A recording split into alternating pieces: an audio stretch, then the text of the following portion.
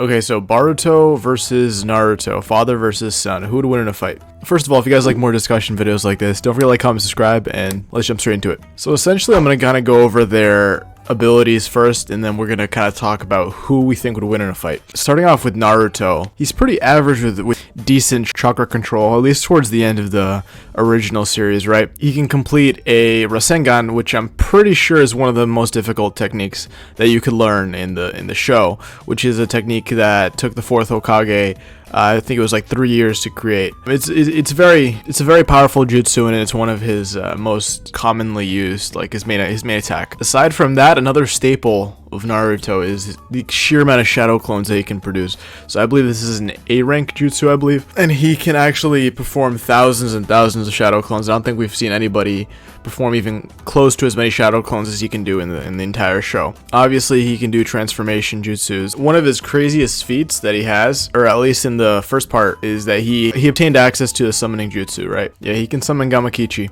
which is pretty crazy because he's a pretty big toad to aid him in battle, right?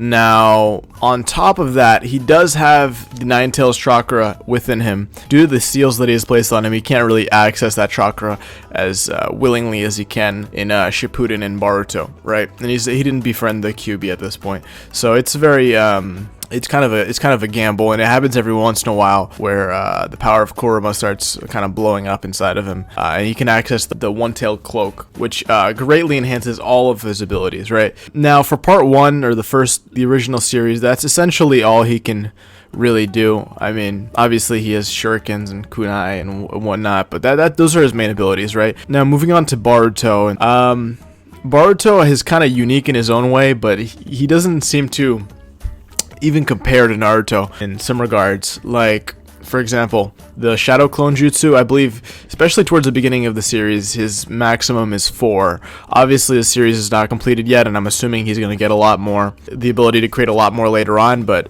it's kind of like 4 versus thousands. Even if we take Naruto earlier on, one of his first times using it, when he was actually able to create multiple, it was thousands, and Baruto can make no more than 4.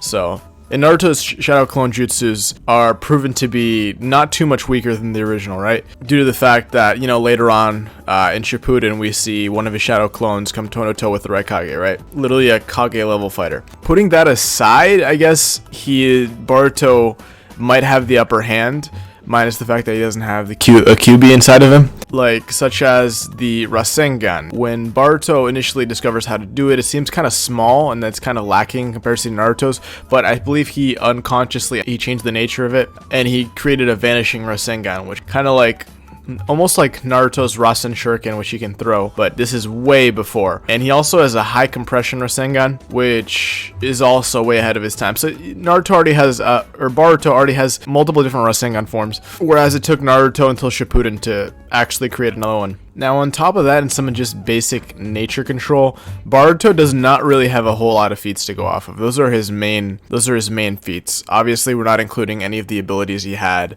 with the ninja tools that he used during the Chunin exams. Obviously, those were not his jutsu. But he seems to be overall more intelligent than his father was. When his father was his age. So, I don't know. It seems kind of one-sided here, and I feel like Naruto has the upper hand, no matter really where you take him from in the series, except from like the very, very beginning. It would be an interesting fight, but ultimately it would go to Naruto. Obviously, he can produce more shadow clones, and he can access the Kyuubi. Obviously not by will, but if he's really forced to that point, I feel like obviously it would bust out, just like it did with Zabuza and Haku. Now, if we're talking at the end of the series, that's kind of a different story. The reason why is because, first of all, the series isn't over as of yet, right? But in the first episode, we do see what seems to be an adult or teen Kawaki versus Baruto, right? And they seem to be pretty powerful, and as you can see, Baruto has the Jogan fully unlocked. I forgot to mention, that's another ability that Baruto has subconsciously, that he sometimes accesses it when he really needs to, kind of like Naruto's Kyuubi, but ultimately it kind of ends up being the Nine Tails versus the Eye, and I kind of feel like the Nine Tails is a little bit more of an advantage.